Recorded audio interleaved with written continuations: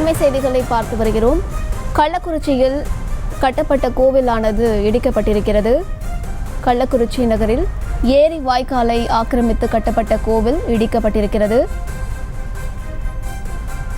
தற்போது பல்வேறு ஆக்கிரமிப்பு பணிகள் அந்த பகுதியில் நடைபெற்று வரும் நிலையில் ஆக்கிரமித்து கட்டப்பட்ட கோவிலானது இடிக்கப்பட்டிருக்கிறது. போலீஸ் பாதுகாப்புடன் கோவிலை அகற்றும் பணியில் பொதுப்பணித்துறை அதிகாரிகள் ஈடுபட்டு வருகின்றனர். அது தொடர்பான காட்சிகளையும் செய்திகளையும் பார்த்து வருகிறோம். மேலும் விவரங்களை கொடுப்பதற்காக செய்தியாளர் சத்யமூர்த்தி இணைப்பில் இருக்கிறார். பேசலாம். சத்யமூர்த்தி, இது தொடர்பான முழு விவரங்கள். வணக்கம் அம்ருத்.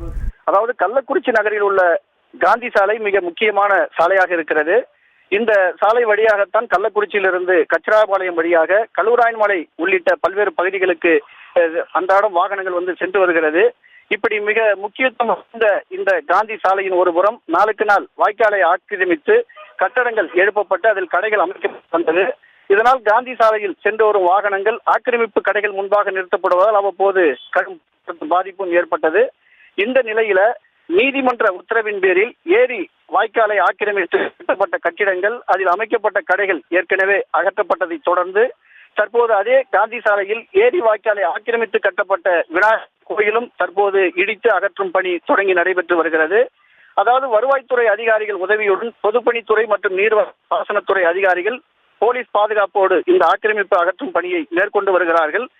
அதாவது வாகனத்தை கொண்டு கோயிலை இடிப்பதற்கு முன்பாக கோயிலில் இருந்த சிலைகள் பத்திரமாக மீட்கப்பட்டு அது வாகனங்களில் பக்தர்கள் அந்த கோயில் நிர்வாகிகள் எல்லாம் வாகனங்களில் ஏற்றி சென்று வருகிறார்கள்.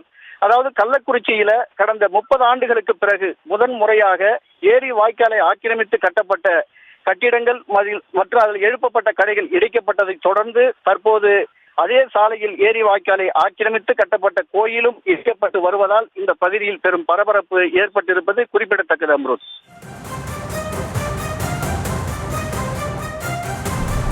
விவரங்களை வழங்கியமைக்கு நன்றி சத்யமூர்த்தி. செய்திகளை உடனுக்குடனும் துல்லியமாகவும் தெரிந்து கொள்ள சப்ஸ்கிரைப் பண்ணுங்க.